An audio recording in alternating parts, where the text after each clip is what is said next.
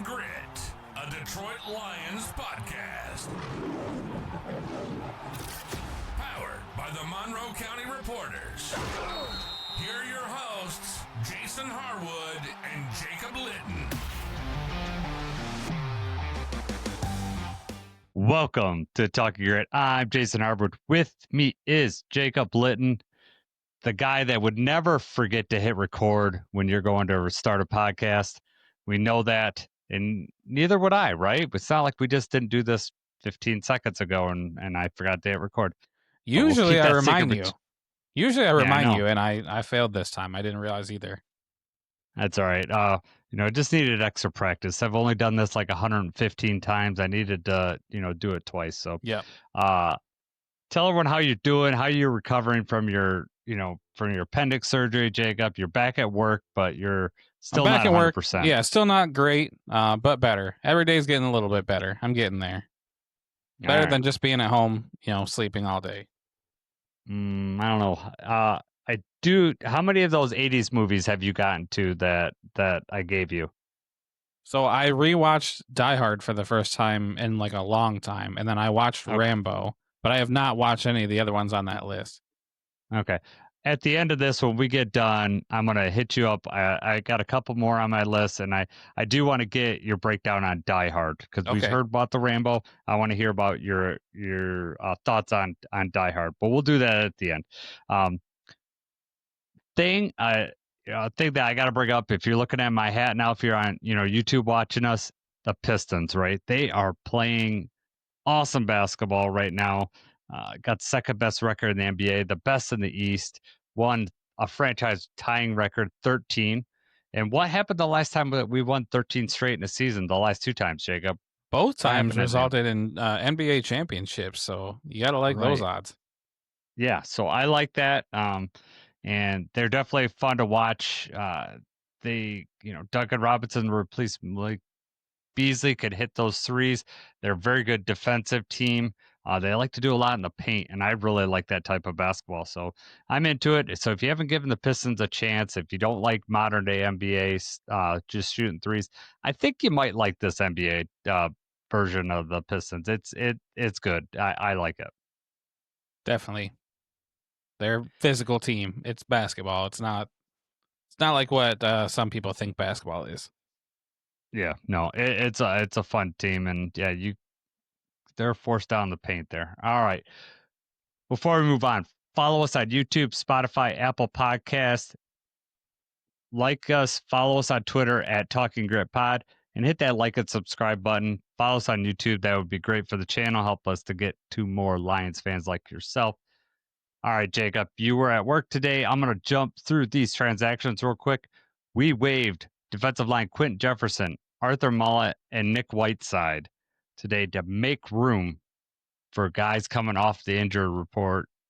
That's Marcus Davenport, Josh Paschal, and Miles Frazier. So it'll be good to get those guys back. I'm really sad to see Nick Whiteside go. Hopefully he gets back on the practice squad. Good story. Decent player. Somebody we were rooting for throughout training camp. So luckily somebody we did not have to rely on too much, though. So, I mean, it was an easy choice, to waive. Yep. Still want to give him his chance. He did what he was supposed to do. He was not, you would think he would be in the game and they'd be just picking on him. But at no point did I feel like, oh my God, this guy's just getting picked on. It wasn't a Kindle Vildor out there. He was, holding his own, especially in that Buccaneers game when he really had to shine. Yeah, we had to rely on him a lot in the Buccaneers. DJ Reed was back last game, so I don't think Whiteside played, right?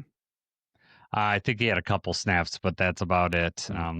He might not have played. I know Mollett only had a couple snaps. I guess I don't know. I can't remember off the top of my head if Whiteside played. But let's talk about Marcus Davenport. That's probably the biggest name that's coming back that, hopefully we have some expectations for.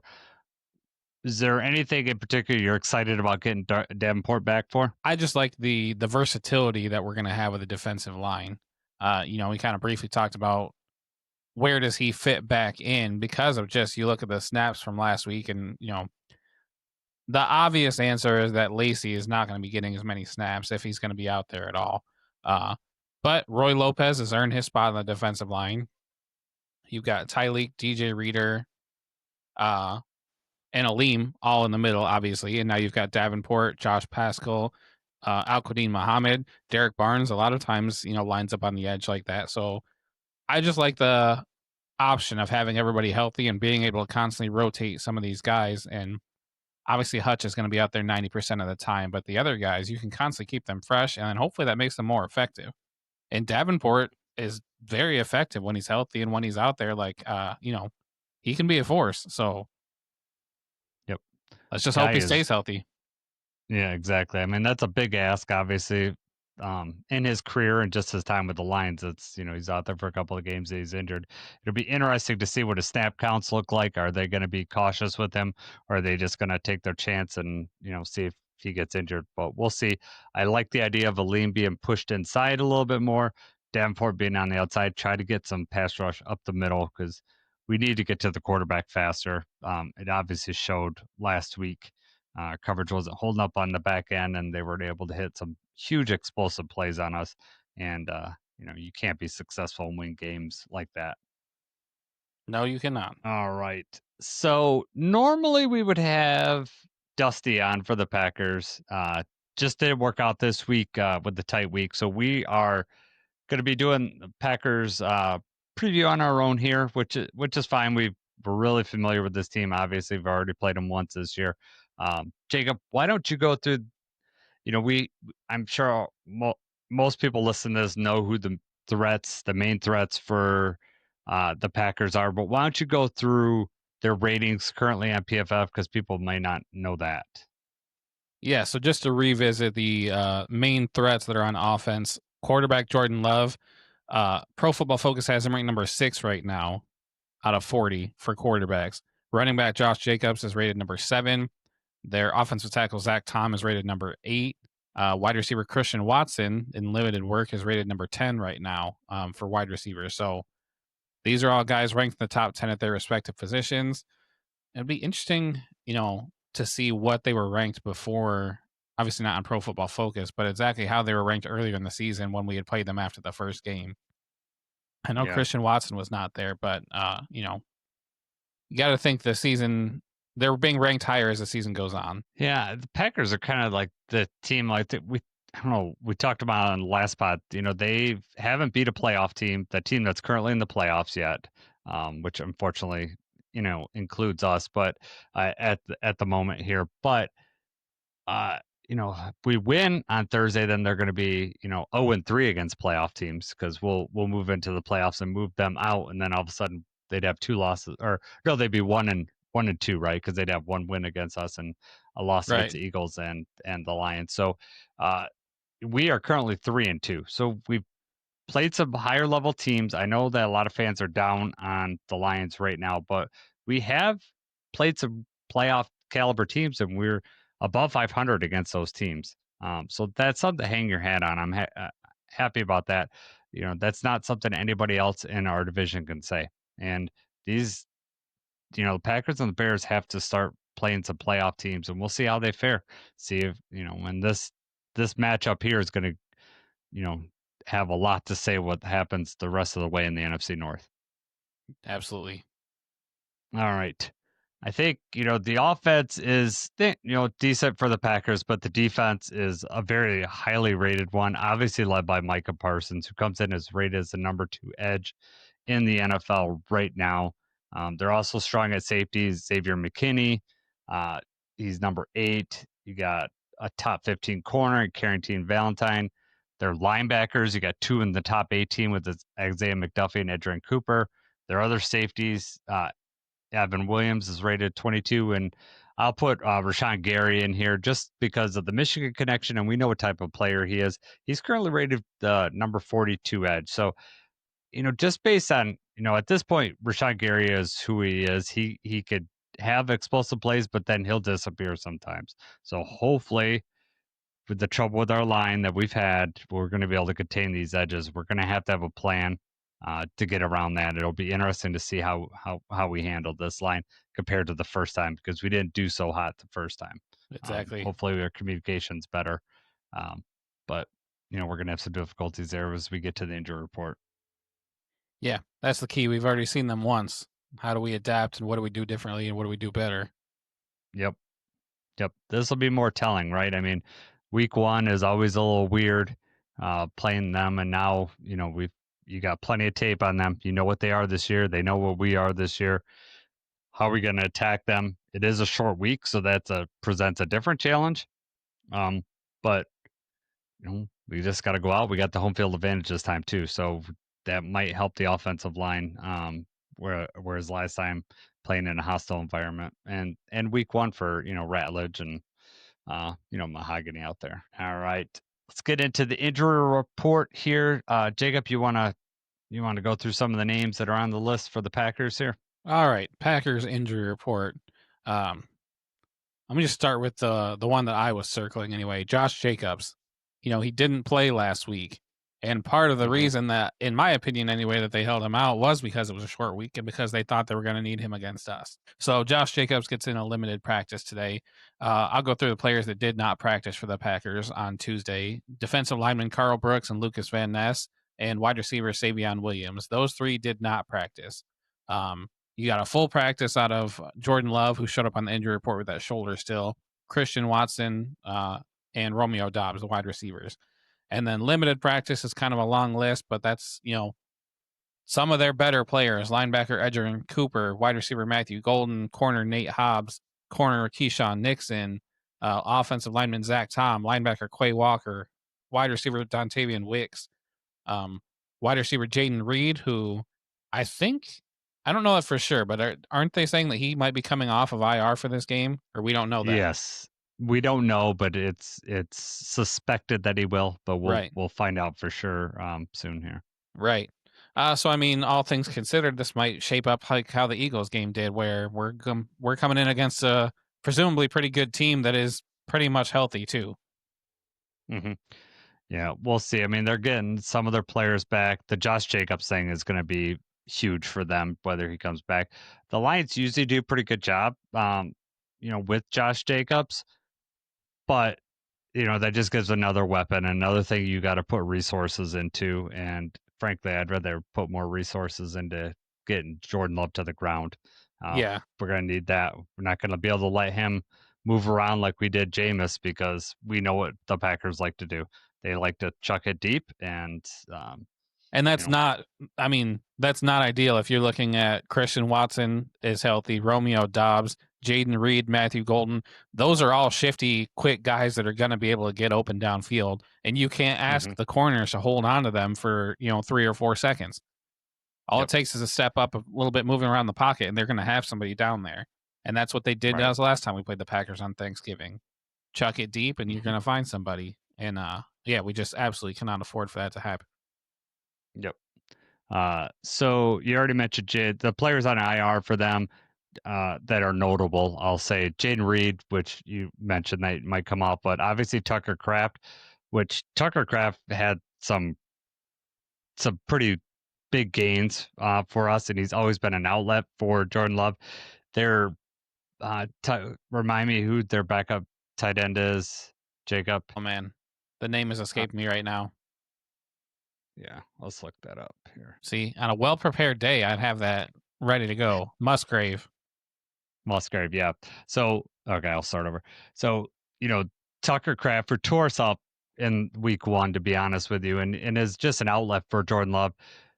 Musgrave is a replacement. He has not been doing nearly as well. So, that's good for us, but it's kind of equal. We're kind of, with Laporta being out, that's kind of a 1-for-1 deal on that, really, when you figure, because Laporta had, out of any of our receivers / tight ends, he had the best day in week 1.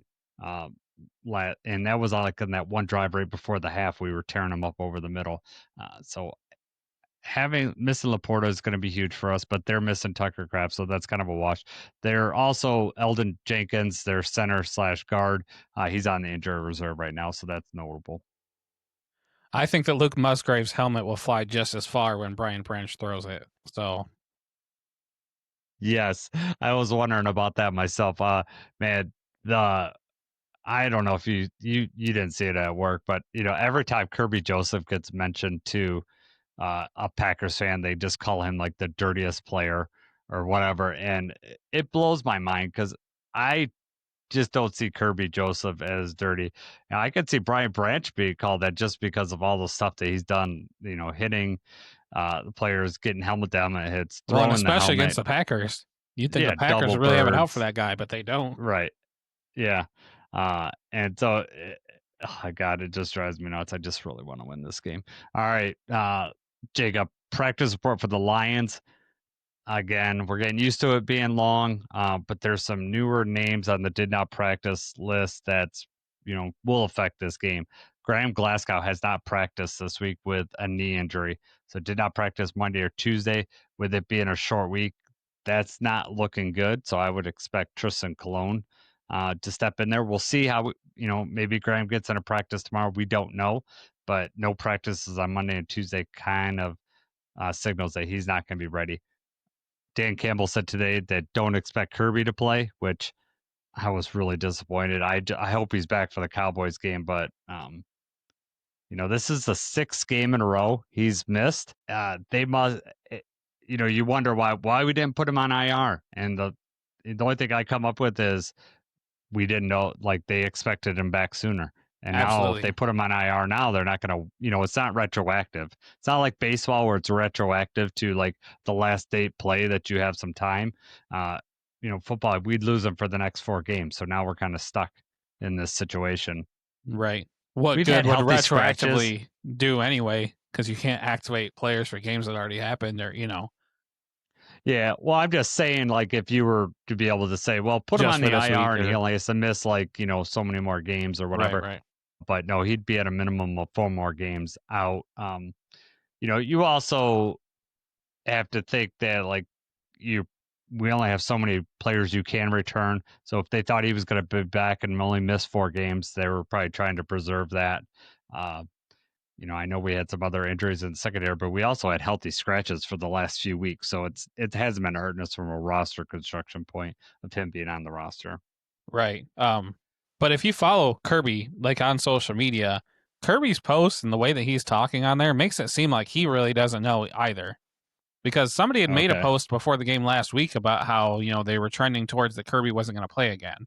And he kind of made a post like, where are you getting this, or who, like what, that's news to me. Kind of one of those things where they have breaking news and the players like, where'd you get this from? Because that's, couldn't be even more false. Okay. So Kirby's posted stuff like that, and then posted like, when they announced that he was out, he posted like crying face or whatever, crying emojis and stuff. The way he's posting online almost makes it look like he's trying to get back out there, and that almost like the team might be holding him out or something. Like he just genuinely doesn't know. Which tracks with what you said already is if we knew he was going to be gone for at least 4, if we knew there was not a chance, he would have been put on IR. And they didn't, and now here we are stretching even further into it. And these are games where we need him out there.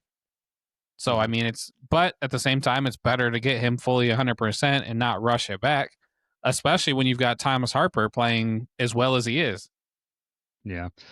People would argue about last game not playing well, but he's definitely been serviceable. However, we need some guys we have not turned the ball over nearly as much without him as, when we have him. And he is an absolute ball hawk and game changer. So we definitely need him. This True. stretch, Harper got a pick last week. He did get a pick last week, and that was awesome. From the pick machine, Jameis Winston himself. Just didn't throw enough picks, in my opinion. Yeah. Go through the rest of the list here. You got Josh Pascal, who practiced Monday, did not practice today, which the fact that they got to bring him up that's not a good sign. That he practiced and then he did not practice. So I don't know if we're going to be burning a spot, or you could put him on IR. But if we do that, then he's gone for the year. But at this point, are we still counting on him for much? I'm not sure. Right. Cleve Raymond did not practice, which that would give Tesla more opportunities at snaps, which I like his blocking ability. Khalif could block too, but Tesla's a little bit bigger. I just want to see even a short out for Tesla. Just get him involved in the game. Just get him in the rhythm of the game. I just want to see that. I hope that happens. If they can't get the This ball one's in a- Jamison Williams' hands, what makes you think that they're going to find ways that they can get it in Tesla? Well, I mean, Jameson Williams also probably has better corners on him and a lot more attention headed his way. Tesla hasn't earned that right yet. So True. I could say at some point they could get him the ball if they really wanted to. But we'll see. Brock Wright has not practiced this week, and we're already obviously very short at tight end. So then you're going to have Ross Dwelly or Anthony Firkser up at tight end, which I'm not confident about that. Maybe, maybe that's how we get Malcolm in the room. Maybe Malcolm just plays tight end. Aleem could come over and play tight end. That's how we get those guys snaps. The bigger issue with that is even in that scenario, they're not going out for passes; they're only blocking, and that's where Yeah, it hurts us. Yeah. Obviously, Brock Wright and Laporta are both really good blockers. But where it's going to hurt us is leaking out on their ability to catch the ball. And maybe, maybe they leave Firkser open and he's out there and they just completely let him go. Like, don't even bother covering this guy. And maybe he shows out and surprises everybody. I just don't like that that's even a scenario that has to happen. Exactly. I'm with you there. Terrion Arnold might be back from concussion. He is limited practice today, so we'll see how that goes. We might be getting him back. Taylor Decker, Tate Rallage still showing up as limited practice. And Jacob Saylor's limited practice, Benay Sewell limited practice, Isaac Tesla and Sione Vaki. Those are all limited practice. However, Miles Frazier, Davenport both have been in full practice all this week, so that's looking good for them to be activated tomorrow. And Brian Branch, who shows up down there with this toe or ankle injury, is been in full practice, so we expect him to go against the Packers. All right, Jacob, why don't we talk about some of the stats leading into this game? I'll let you go first with the points per game. All right. Points per game. Right now, Green Bay is scoring an average of 23.9 points per game, which is 13th in the league. While the Lions, we score 29.6 points per game, which is good for second. On the flip side, on the defense, Green Bay allows 18.4 points per game, which is number 5. And the Lions allow 22.1, which is number 12. So, I mean, when you average these out, it's a pretty even matchup. Our offense a little bit better than our defense, their defense a little bit better than their offense. Yep. Yeah, this defense is no joke. I mean, right up there with the Eagles as far as how tough I'm expecting it. The only difference is we're not playing at 30-mile-an-hour winds and we're playing at Ford Field. So hopefully we can, make some of these plays happen. Let's talk about that offense. So right now we have the fourth highest. Sorry. All right, let's talk about our offense now. Total yards, we rank number 4, whereas the Packers come in at 13th. And we are the number 3 rushing team right now. I think Gibbs is 219 yards on Sunday. Certainly help us move up that ranking. The Packers, especially with Josh Jacobs, you'd think they'd be ranked higher, but they're right in the middle of the pack at 116 and ranked number 15 at 116 yards per game. I would have expected them to be higher, but they have struggled in the run game. I know they had some offensive line injuries. I'm sure that contributed to it, but I just don't. Josh Jacobs is not having that great of a year this year, at least numbers wise. As far as passing, it's pretty close at passing. We were ranked 8th. The Packers are ranked 14th, and it only like 16 yards separate us between the two. So we're pretty even in that regard. How do we look defensively, Jacob? All right. Defensively, in terms of total yards per game, the Packers are ranked 4th, and we are ranked 10th. So we allow 312 yards a game. Packers allow 278 yards per game. Break that down rushing. We both have pretty good rushing defenses. The Packers allow 96.5 rush yards per game. We allow 101.7. So the Packers rank 6. We rank 11. That's going to be a huge story in this game is what rushing offense starts moving the ball and, controlling time of possession a little more. Passing yards per game. Packers only allow 182.3 pass yards per game, which is number 5 in the league. And the Lions allow 210.5 yards, which is 15th. Yep. Yeah, we took a big hit in this category last week, giving up almost nearly 400 yards in passing. So we obviously have to do better this week against the Packers. So, all right, Jacob, this is it. How are we going to win this game? I know you had to work all day, so I know you were probably thinking about it at work. You're like, screw work. How are we going to beat the Packers? That's what's more important here. What have you come up with? What was your first key to victory? The first one is just going to be limit those big plays, right? We just can't afford to let that happen, especially on third down. But just any of those 20, 30-yard chunk plays.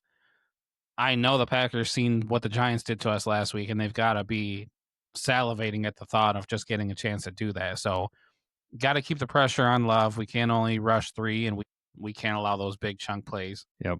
I put on here, be ready for a big shot early, because if you remember the Thanksgiving game from 2 years ago, when we went into that game with a lot of confidence and the Packers hit us early, and it really changed the dynamic of that game, and the Packers were on us that whole game. We cannot afford to let them go up early on us, especially with their defense and the way they played us the last time. So my first one that goes along with yours, be ready for the big shot early and just don't let it happen. All right, Jacob, you got another one? It's just going to have to be sustained drives. I know we kind of talked about that last time, but we've got to have longer drives. We cannot have these 1 minute, 2 minute, these quick, 3 and out. Got to be able to put together at least 1 or 2 5+ minute drives and keep the defense off the field and just keep putting the pressure on them. Especially with how good this defense is, we've got to wear them down. Mine is stay with the run game. I know early it might get bottled up and we might get frustrated, but we have to stay with it and give Gibbs opportunities to get through there. The Packers like to play back. One way we could get them to start, cheating up with their safeties is if we start hitting them with the run game. So that's what I'm hoping to do, and we got to stay patient with it.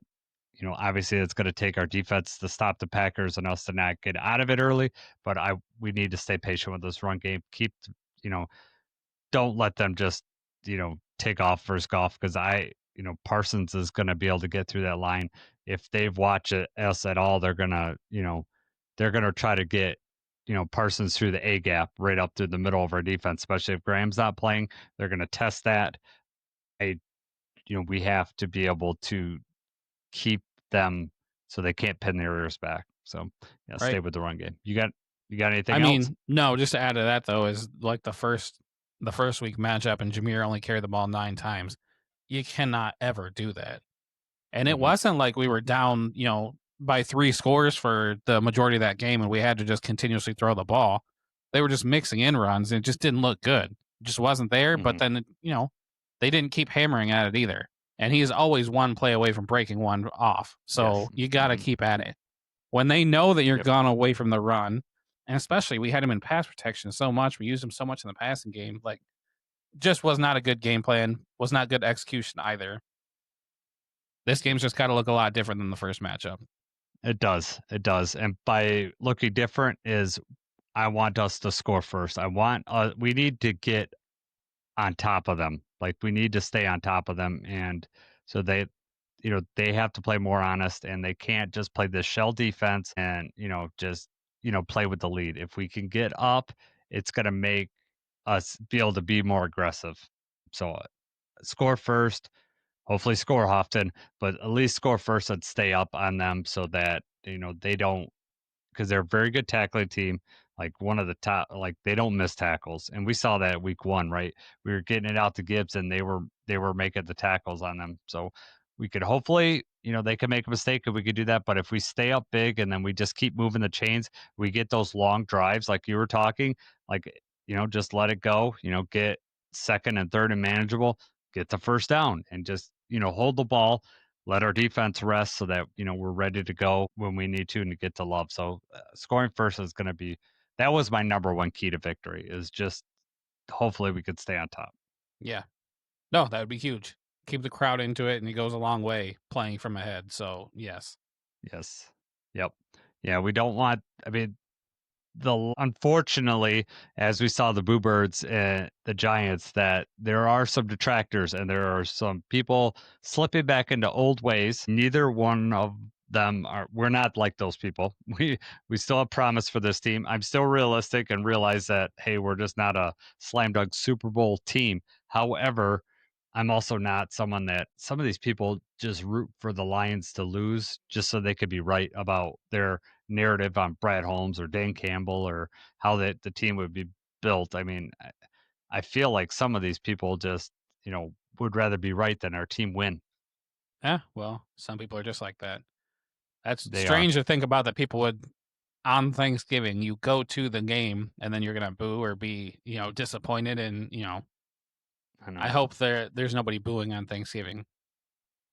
Yeah, well, I'll be there. So, and I'm going to be thankful for the win. This is be my second Thanksgiving Day game that I went to. The first one when I was a younger kid, and I do remember going and having a good time. But this will be the first time going with my family. So, hopefully, I'm looking forward to Jack White at halftime. I'm super stoked about Right. that, and I'm hoping Bradley. I didn't tell you this, but last game when we were down 10-0, Bradley, my youngest, gets like, you know, he's so emotionally invested that to calm down, he had to watch, he's watching Stranger Things right now. So he's watching Stranger Things on his phone.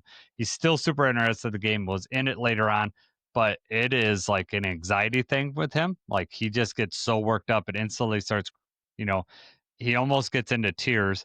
And then that bugs Preston, the 14-year-old. And instead of him letting it go, Preston makes fun of Bradley, and then it just makes it even worse. So I just let Bradley go. We used to just play music for Bradley to help calm him down, just get his mind off something else. But he was into Stranger Things, and frankly, I get it. It's anxiety is a real thing, and he still wants to be there, still wants, to see things. But he's also 10, and he's, It's hard to can't handle that emotion. It's hard to do at the game, man. When you're at home, it's It is. easier to be like, you're on your phone, you're trying to distract yourself, but you're still like looking, checking the score every so often. When you're there and you can hear the crowd, you can feel the energy and everything. I can't imagine what it's like to try to close yourself off. Yeah, you can't, and it's, I don't know. I've said this before. As a dad, it's just different.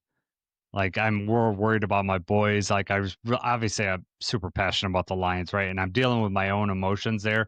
But this as a dad, your kids come before anything else, right? And so you're being partially protected of them, and you don't like seeing them hurt. But you also know this is what sports is about, right? So like sports is about the highs and the lows and dealing with all that, and like it's why we love it. It's also why it's so difficult sometimes. Right. Well said. Absolutely. Yep. So, all right, man. This is the big stuff. Roar alert. Who is the player that's going to make some noise for the Lions in this game? I'm going to let you start on this. It's hard when I pick Roar Alert because I want to pick somebody that I haven't picked before, but we've been doing this for so many weeks. It's hard to not have duplicates. So, I have to just go with what I'm thinking. And I think that Amon-Ra is going to I think he's going to have a better game. Last time against the Packers did not go very well for anybody really, but that's just somebody, especially with the drops and things we've been talking about, these like certain things that have been happening. I think that Amon-Ra is going to show out in a really good way. So that's my Roar Alert this week. Good. I'm going to pick a player that I picked before. Mine's Liam McNeil. I'm hoping we're going to need this. We need some pressure coming from a different person other than Hutch. And if Davenport is back, I'm expecting McNeil to come to the inside. He did show up on the box score, but he had a huge game breaking play, allowed Hutch to get that game winning sack on Sunday. I'm hoping Aleem gets a sack in this one, but at least cause Jordan Love to get off his spot, move his feet into either Davenport or Hutch or Muhammad or whoever's on the outside. That's what I want to see. I want to see Aleem. I know he's going to stop the run. I know he's going to do everything like that, but we need him. We need some pressure up the middle. We need to generate pressure a different way, or take up two blockers so one of our linebackers can get in there and get home. Either way, I'll be happy. And if he doesn't register a sack, you better believe I'm going to be looking at the all 22, seeing the time he took a double team when someone else got a sack because of that, so I can get my Roar Alert. Hey, just hoping that the sacks come, hoping that the pressure is there. Yep. Yeah. How many sacks did we get against them in week 1? 0. Yeah, None. exactly. That was a big part of it too, is that we just was not there. It was almost too easy for them. Well, we were also dropping Davenport into Hutch into coverage. True. Do you remember that? Like, that was a big talking point. So I doubt we're going to see that too much, but we'll see. All right, Jacob. I'll go first on the grit guarantee. Mine is that Green Bay is going to have at least one turnover on downs on offense. So they're going to go for it on fourth down at some point and not get it. That is what's going to happen in this game. What do you got? Interesting. I'm on board with that. I'm going to say that Gibbs touches the ball 20 plus times. Between the catches and the rushing attempts, I'm going to say he gets at least 20 touches in this game. I hope so. He had 26. He had 11 receptions and 15 carries on Sunday, 26. We've seen it like as the season goes on. I mean, last year was because of Montgomery's injury. Gibbs's, touches went up, but we see that for him, that as the season goes on, he seems to get stronger and we start to use him more. So you saw what a game breaker he was. I can't expect a repeated performance against the Packers, but getting is it too much to ask for one 49-yard run? That would be awesome. Game breaker. Right. Yeah. Don't have to do it so many times. Just one is good. Yeah, just one. And we won't even need overtime against these guys, right? I mean, let's just win in regulation. I hope Let's not. go enjoy Thanksgiving dinner. I'm trying to eat Thanksgiving dinner. I can't if it's an overtime. All right, man. When do you guys eat dinner? So for the longest time, I've worked on Thanksgiving for the last 7 years. And usually the game is at 12 or 12:30. So the game starts when I'm at work. So that's already strike one why Thanksgiving's not how it should be for me. But then it never fails. Every year my mom schedules dinner at 2:00. And it's not like, oh, I have to work. I'm going to spring this surprise on you that I have to work until we close at 2. The farmers close at 2. So it's not new information, but every year she schedules it at 2:00. I was like, can one year you schedule it at 3? Just one time can you push it out? So this year she scheduled dinner at 3. And as luck would have it, the game got pushed back a little bit. So the game's not kicking off until 1, which is less that I have to miss as well. So everything's falling into place now, maybe. Nice. Are you going to eat the special waffle fries that are going to be there? What? Did you see that? Oh, yes. I saw that. It's waffle fries with turkey and cranberry, cranberry sauce, and they got a potato or just the fries, I guess. But it's like Thanksgiving dinner in one platter. Yeah. Are you a ham or a turkey guy? Oh, I eat them both, but turkey. The thing is, we do both on Thanksgiving, but then Christmas we do ham again. So it's one of those things where it's like I'm about to have ham on Christmas, so I don't need to go too hard on the ham on Thanksgiving. Yeah. What about you? We do. I like turkey. I like turkey a lot. I'm a turkey, stuffing, mashed potatoes, and gravy all over all 3. That's what I love. I love mashed potatoes. I could probably eat a meal of mashed potatoes just on its own. And then a green bean casserole for a little green in there. I'm not a cranberry guy. I don't like cranberry either. Yeah. Pumpkin pie is also my go-to dessert on mac and cheese, sweet potato casserole, yeah, no mac and cheese? No, that takes up the room of the mashed potatoes. I will rather have more room for mashed potatoes. All right. So we're doing Thanksgiving dinner because I'm going to the game, obviously, on Thursday. So we are doing our Thanksgiving on Wednesday night with my wife's family. And I've already been told that I am the mashed potatoes guy, which is fine with me. And I can put the amount of butter I want in there. I get to control the situation. Nice. But yeah, Thanksgiving, I love just sitting down. Usually we go to my family and then my wife's family every other year. The years it's at my family, we all sit in front of the TV and then, dinner is done. It's never at a set time. It's like whenever it gets done. Generally it's during the game and we just go make a plate and eat in front of the TV. We're not, that side of the family is not like tradition where we all got to sit at the table and stuff like that. We're a sports family all the way, and that's the number one thing. And Sarah's family, we will sit all together. However, since I've joined their TV could swivel into like the dining area, so I can at least have, if I were to play during Lions game, which we've done that in the past, I can at least know what's going on. Nice. You got to have access to the TV. I have to.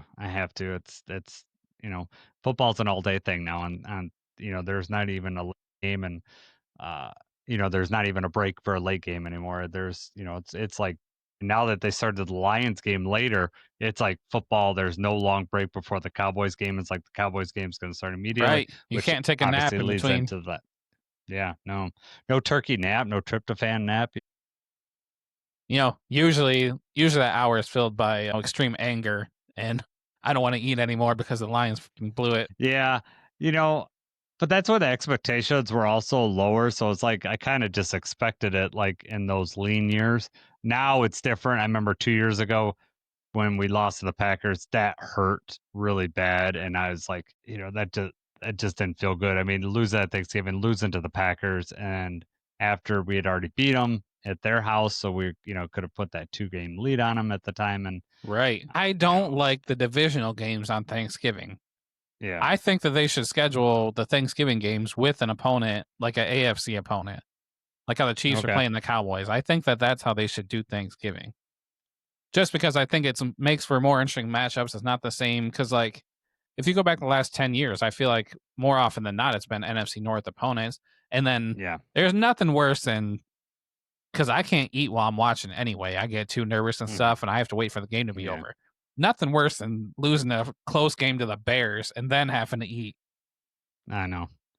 Yeah, I'm with you. Like as far as like appetite, I just get so nervous during those games, and like this game in particular is it's Packers. I just part of me goes, I don't want to hear Packers fans talking crap. That part ruins everything for me. Do you I have like to any shut Packers them up. fans that would be like in your family or at your Thanksgiving event? No, Or nothing like yeah, that. Thank God. right, I right. probably No, wouldn't be able to be in the same room as someone like that. Just like the online stuff and just dealing with that. And then also, uh, you know, this, if we lose this game, I mean, winning the division is going to be really, really tough. And, I just, and then the it worst puts us part of another that is game how out of much the help we have Packers. to need from the other teams. Yes. On top Hmm. of okay, now we really can only afford to can't afford to lose hardly any of them. We can't lose any other divisional game, but then it's Yeah. having to rely on the other teams, and the Bears keep finding ways to win.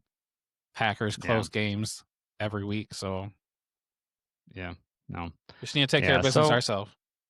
yep. And winning on, I will be so happy going into that. If we win on Thanksgiving, I will just feel just so relieved. So it'll be good. I think we have a really good shot. I'm happy. I'm confident going in there, but it will not be a pushover. This game's going to go all the way to the fourth quarter. I highly doubt either team is, you know, has this game in hand in the fourth quarter. I think it's going to be a one score game in the fourth. Hopefully, we're able to do what you said, run the ball, control the clock, and control fourth quarter, and we board them down, and that we can continue to wear them down in the fourth quarter, and we don't have to rely on Jared Goff to pass with Micah Parsons in hot pursuit. Right. All right, so we kind of let's just move over to our grit picks. Before we do that, we'll just share those NFC North standings. The Bears are 8-3. Packers are right behind them at 7-3-1. We're 7-4, 4-7. However, if we win this game, obviously we'll jump Green Bay. We'll immediately move into playoff position because we'll jump Green Bay. Bears play the Eagles on Black Friday. I could expect them to lose, so we could conceivably jump into first place by Friday. That's the The mood plan. might be a lot different. Make the rest of Sunday more enjoyable. Yeah. Meanwhile, the Vikings fans are dealing with, they do not like JJ McCarthy right now, and blaming him for everything. That's been wild to me. Like, that he went from like the Tom Brady player of the week and like everything, that game against the Bears and all that, Yep. to now they're like, oh, he may be the worst quarterback in the history of the league. It's like, what are you talking about? Which Yep. obviously I have not been watching under a microscope, but they need somebody to blame. Well, it's also like the same people that probably wanted Sam Darnold to get out of town because they had a Right. first round pick are like, we should have kept Sam Darnold. I have to even say, like, we had Daniel Jones on the roster and we let him go. That's true. Yes, right. So crazy. Crazy. All right, let's move into our grit picks. We'll review last week. I went 3-0. You went 2-1. The only difference was I picked the Texans and you picked the Bills. And the Texans defense looked at nasty in that game. Did you catch that whole game last week? I did. Davis Mills moving the ball effectively, or effective enough to hold off the Bills. Yeah, sacking Josh Allen, I think, like 8 times, definitely helped to win that game. But even at the end, they did that hook and ladder play, which I think we've only seen once from the Lions, but they ran it and ran to perfection on a 4th and 27, I think it was. 4th and 27. Got a first down. God. How embarrassing for them to have given that up. I was like, if we didn't have these grip picks and it wasn't me versus you, I would have been like, oh, it wouldn't have been. That really stressed me out when he got that because I'm like, Jacob's gonna win and take another game on me because of the stupid 4th and 27. Unreal. Yeah, we both pick LA and they just like smoke Bucks. I know Baker is probably going to be out this week. But LA just looks like a world beater right now. Their defense looks good. Matthew Stafford looks good. My only hope is that they're peaking right now and they're peaking too early. Right. And maybe we're the ones that send them crashing back to earth. That'd be sweet. We're going to play them a couple weeks and hopefully we've had a couple wins, a couple more wins, and that game isn't not like we have to win type game. Right. But it be a nice prove it game. It'd be a great time for all 3 phases to come together when we play the Rams and just, send Matthew Stafford home again with a loss. That would be amazing. San Francisco beat the Panthers and, San Francisco's clinging on to that last playoff position right above us.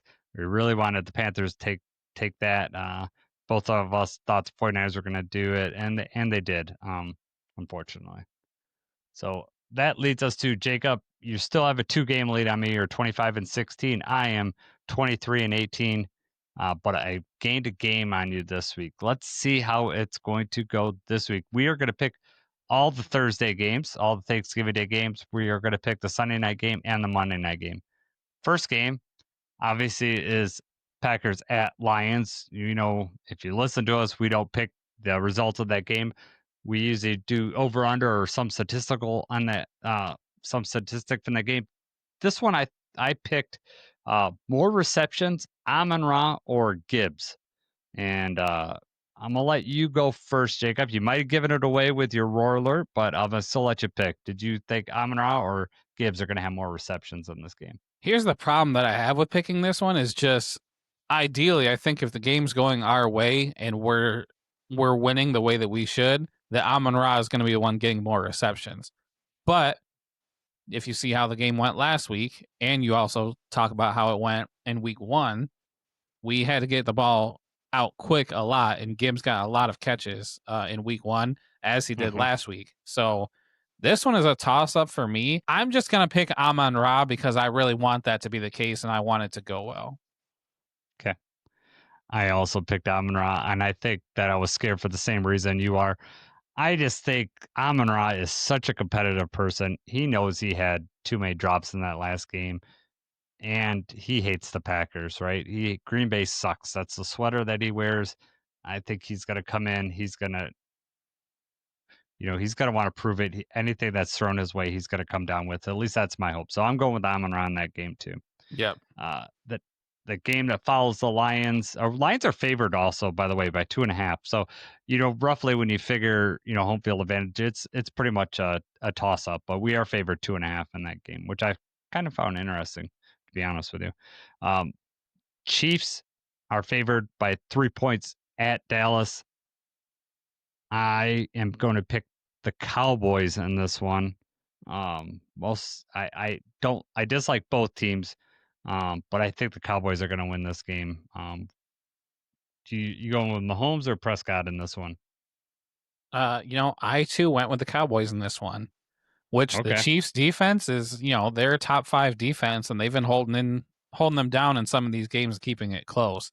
The Cowboys obviously have a very good offense, so that's going to be the story: is can the Chiefs slow them down, or are the Cowboys going to be, are they going to be outscoring them?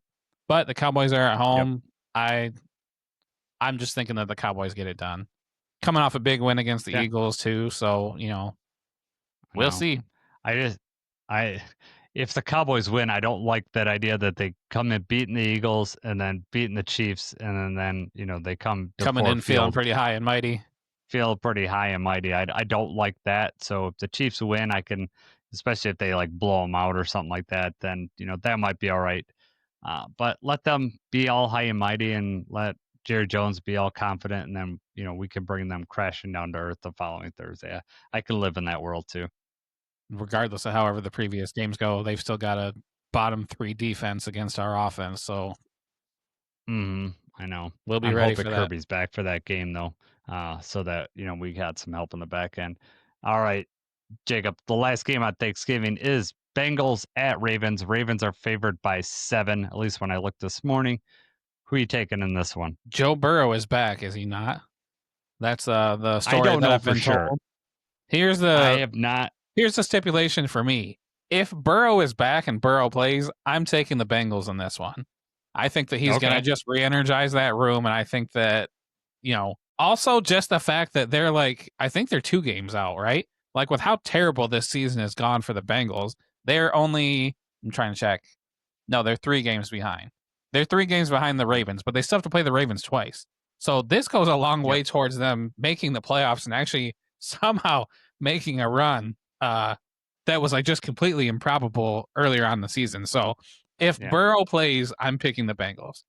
However, if Burrow does not play, I'm picking the Ravens. So that's my stipulation going with this one. Where are you at? All right. I'm going with the Ravens in this one. It's in Baltimore. I just think that they're going to win. But if Burrow is back, I mean, that definitely gives up a better chance. You probably didn't see this, and I don't know if you saw, but they asked Joe Burrow what it's like to be playing, what he thought about Thanksgiving, and he brought up the Lions. I saw. Did you hear this? Well, I saw it on Twitter just briefly. Yeah. He's like, well, I'd see Stafford throw it up to Johnson, Stafford get us 350 yards, but probably watch the Lions lose. And what I think is hilarious is that he's basically describing his own team, where he throws it up for 350, Jamar Chase or whatever, and then the Bengals lose. So I think that's kind of funny. It's true, but it's not always on national TV on Thanksgiving. No, not every Thanksgiving. You're right, 100%. So this is how Jacob beats me in these grit picks. He's coming up with, well, if the starting quarterback play, he's got all these stipulations. That's the first time I've ever made a stipulation. Don't you right. dare. Well, we'll have to ask it to those listeners that's listened to everyone. If you've listened to everyone, has Jacob done this before? I'm not sure. All right. Sunday Night Football. Broncos favored 6.5 at Commanders. Who are you taking in this one, Jacob?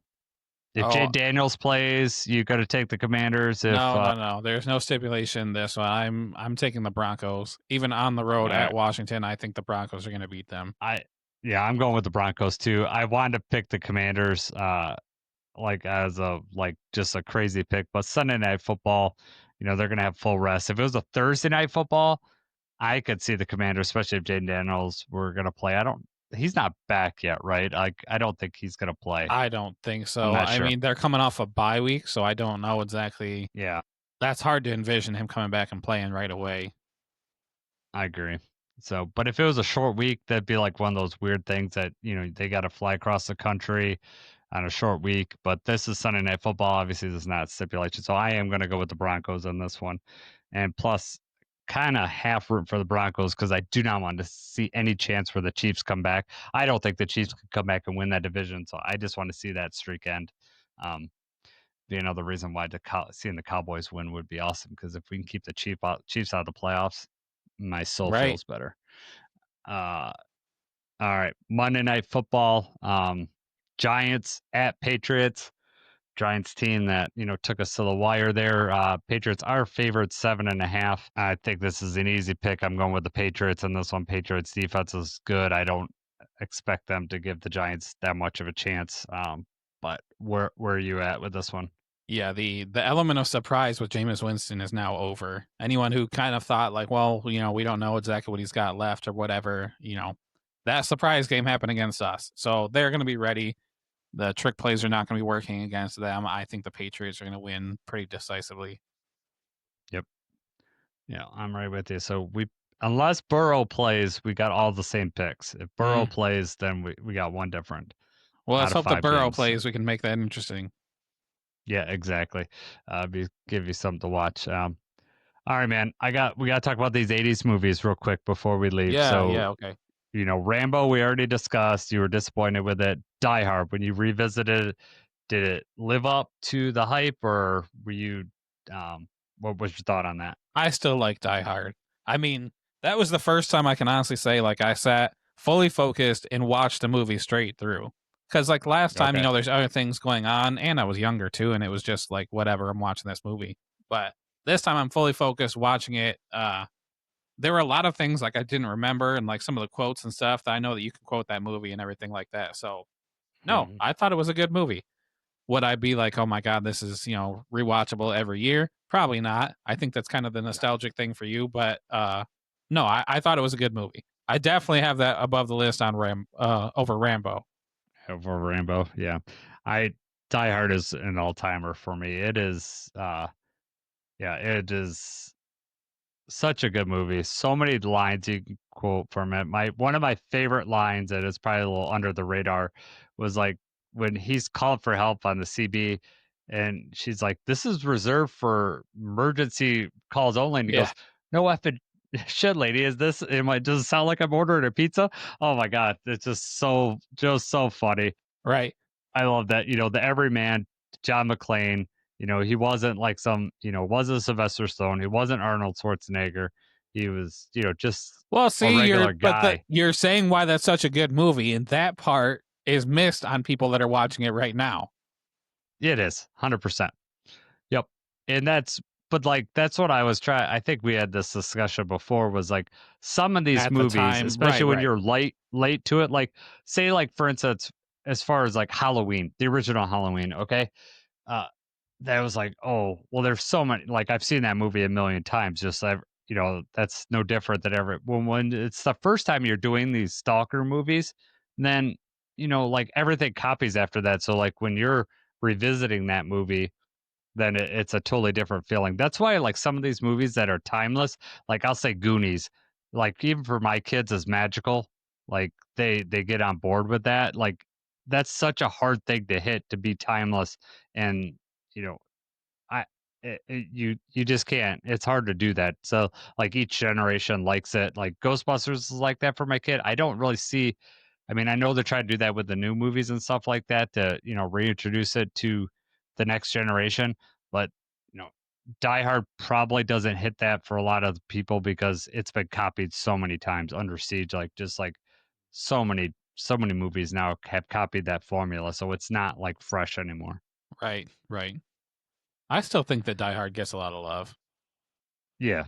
Not like Well, I think they ruin a lot of these movies by remaking and making the newer. Like obviously, I haven't seen the newer Die Hards and stuff like that, but I feel like you yeah. even said like the latest one was just kind of would have been 5 is better if it did not get garbage. made. Yeah, 5 is one I was like, I wish they would never made. 4, it was all right, but it was not Die Hard. It came out PG-13. Like that, John McClane's not a PG-13 type guy.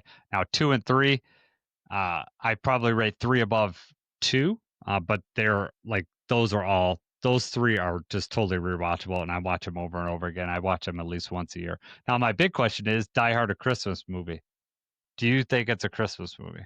I mean, it takes place on Christmas, so now Uh-huh. I've always heard that before, and it's like, well, you can't put that up there like, oh, you know what do we watch tonight? Do we want to watch Elf, Home Alone, or Die Hard? I don't think you can put them together. Die Hard for me. Now, I get that argument. I still think it's a Christmas movie, but it's not like, It takes a place on family Christmas, so I movie. get that it's It does. relevant towards Christmas. It's And they play Run DMC's Christmas song on there. I mean, there's Christmas music in the movie, so it's checking off he's some like, of the boxes there. it is. Before we get too far away, because you mentioned Ghostbusters, we were just talking about the reboots and stuff like that. Do you Yeah. feel like they've tainted the franchise by making so many more movies, or are you on the opposite, like just super stoked that they're bringing it back? So I'm happy that they're bringing it back because I You think have to include all of them too. What? Well, the girl one, I'm not mad because it was a girl one. I'm mad because it just wasn't as good as the other movies. I liked the new ones with Paul Rudd. I love Paul Rudd, so that made it like Yeah. really positive. They chopped up the last one, and I think it could have been better. It was all right. There were some funny parts in it, but it wasn't great. Nothing matches the first one. I even like the sequel. I like number 2 also, even though it's more kiddie in nature. I was 9 when it came out, so it's still nostalgic to me. And I remember that was I'll tell you what, that one thing that I do miss that doesn't happen nowadays because of the internet. So, Ghostbusters came out in 1984, caught it on, regular TV like a lot of kids my age. Like it was the Sunday night movie. Like there used to be a thing, Jacob. It was like Sunday night movie, and you had to watch all the I commercials and stuff like remember, that. yes, the They would commercials, and they would have a big movie like after it had been out for a you'd year have to or wait 2 or for whatever. a week or 2 weeks or whatever. You had to circle it on the calendar, like, okay, they're showing Yep. this. We got to be prepared. We got to be in front of the TV because Yeah. VCRs, it was tough to program to record it or whatever, regardless. But what I want to get to in my story was that Ghostbusters 2 came out 5 years later, but there's no internet at that time. I'm not subscribing. I'm 9 years old. I'm not subscribing to movie magazines, so I'm not privy to what movies are going to come out. So I'm watching TV and a commercial comes up and it shows the slime. And then it's like 5 years later, it was a teaser trailer. And I flipped out because I was like, oh my God, there's Ghostbusters 2. We went and saw it opening night. I remember my 2 brothers, my mom took me, and my dad. We went, and it was a big family thing. Loving it. It's not as good as the first one.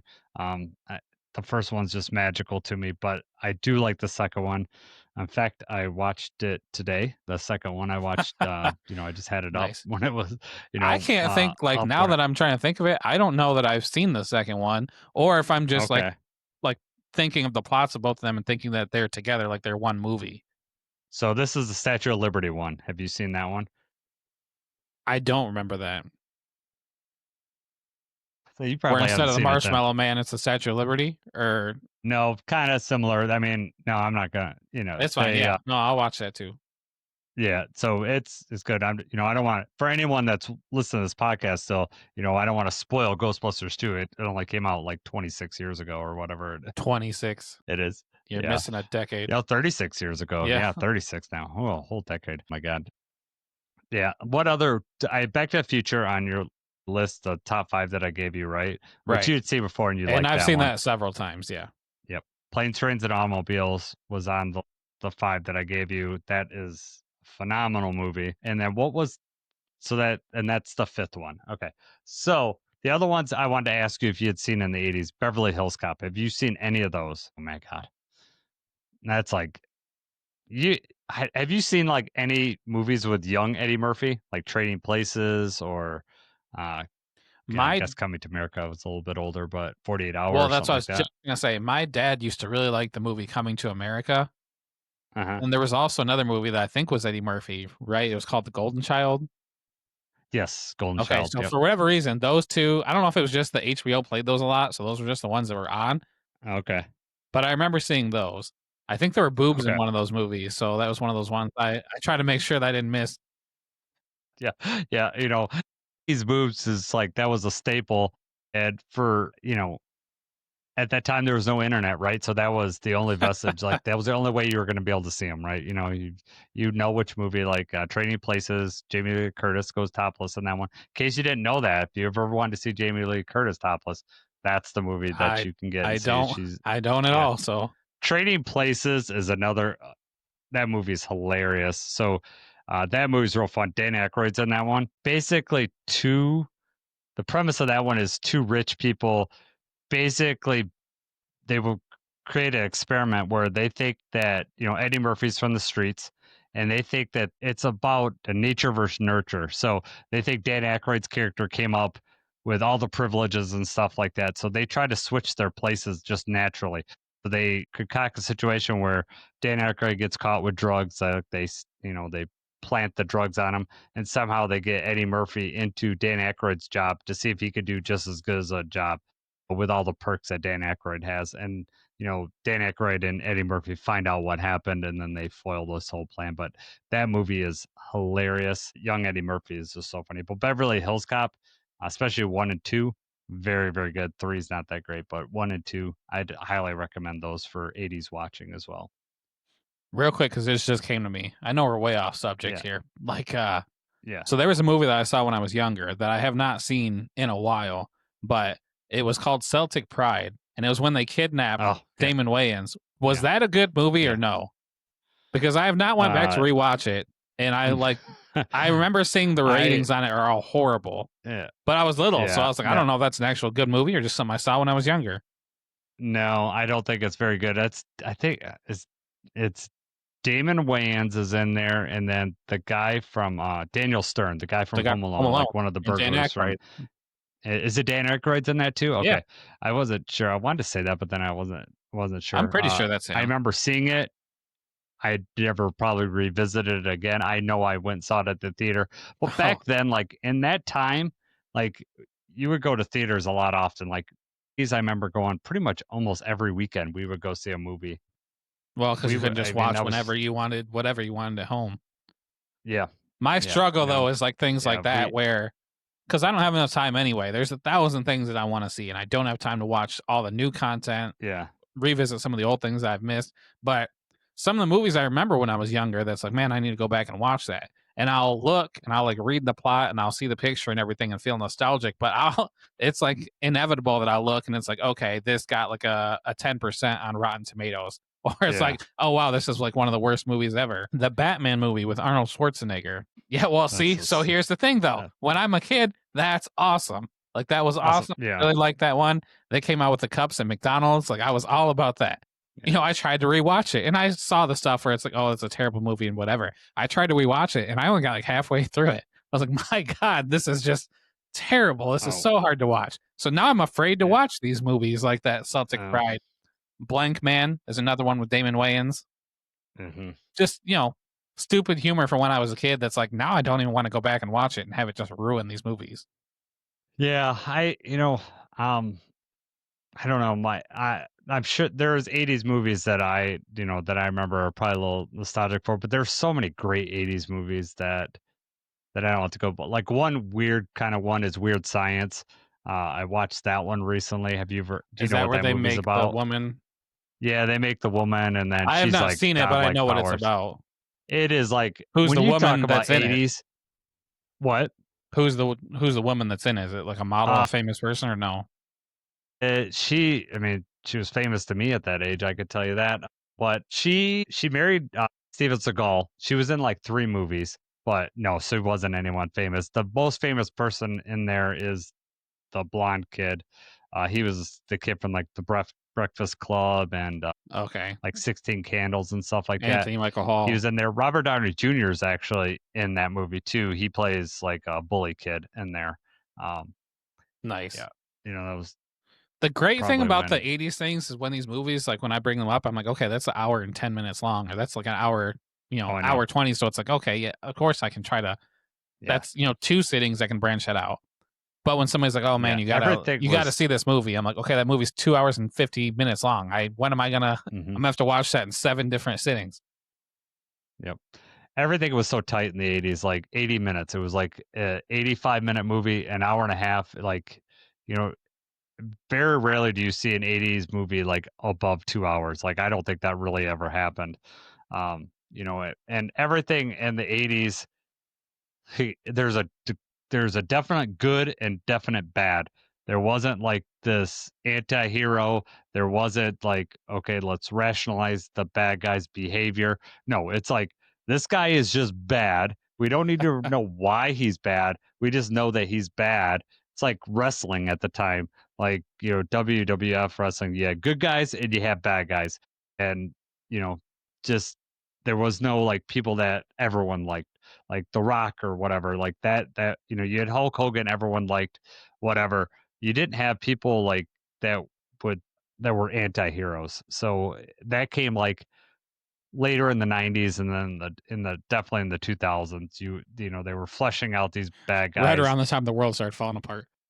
Yeah, exactly. So like, they had to come up with reasons why people were bad, and you know, it definitely made it more interesting, but it is fun to revisit 80s where it's just clear cut, good guys, bad guys, and you just have fun. Like you said, the movies are quick, they're cut really fast. It seems like there's always something going on.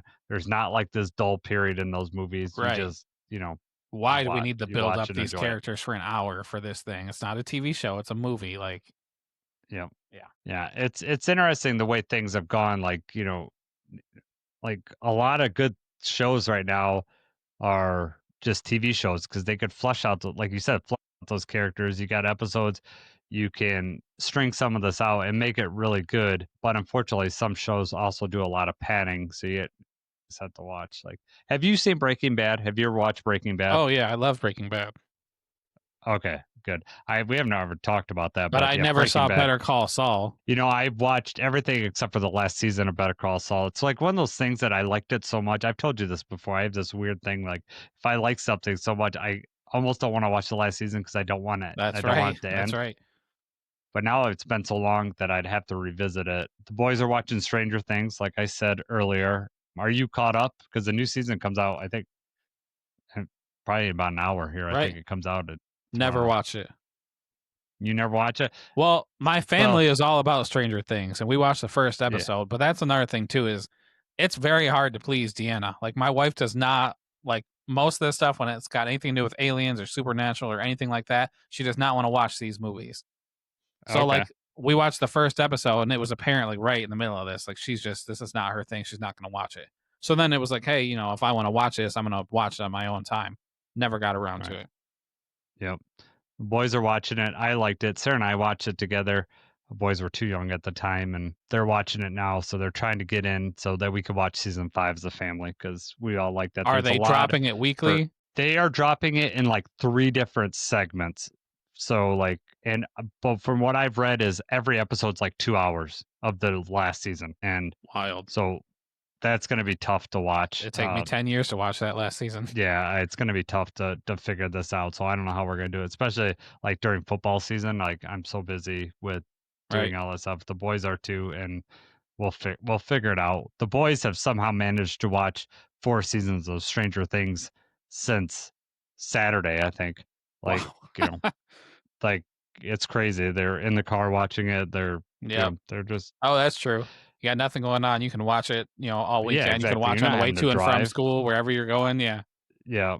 Yeah. And then Bradley and, Preston had watched the first 2 seasons. Bradley had just watched the third or had not watched any of it. So Bradley, binged the first 2. And then in the last like 2 days, they're almost through season 4. So to have a When life with we no rode responsibility. cars, so I was going to say, I had to play with my Game Boy, and that was only if it was well lit. Once it was nighttime, you might as well just take a nap, or you're looking at the stars, or trying to pick up your own thing in your head. You didn't get the light attachment? Your parents weren't cool enough to get you the light attachment? No, I'm sure I didn't need the light attachment. No, that was rich people stuff, man. I had the Game Boy. Yeah. Oh man, Game I Boy didn't even Color. know they had a light attachment until I seen one of the kids at school. Like, you preppy son of a bitch. Yeah. Right? He's got What's Pokemon Red and Blue. Exactly, man. You got the Discman with no skip protection. Oh my God, you are the best. All right, man. We've kind of went down the rabbit hole here, but happy Thanksgiving to you, Jacob. Happy Thanksgiving to anyone that's stuck around with us this far. Tell us your favorite 80s movies. If you're in that category, I want to know what movie did we not mention?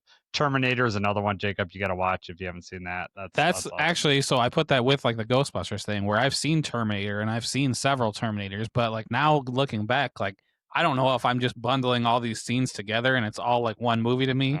So original Terminator is just wild. It's awesome. I still like it more than Terminator 2. I know I'm on an island on that one, but I do.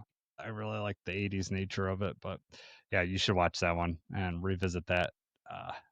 Be fun. So, all right, man. Hopefully we're in, sending good text messages back and forth. I'll be at the game on Thursday. I will try to spoil it for you so you don't have to sit there and wait. And I'll probably try not to leave you hanging like I did on Sunday. I forgot to mention that. Jason sends me a text message like 20 minutes after the game is over, and he said, "We win." As if that was the spoil. I want you to spoil whether he made the kick and to make it I know. a tie. Yeah, I know. It's all I know. good. All right, man. All right. For Jacob, I'm Jason. Let's go Lions.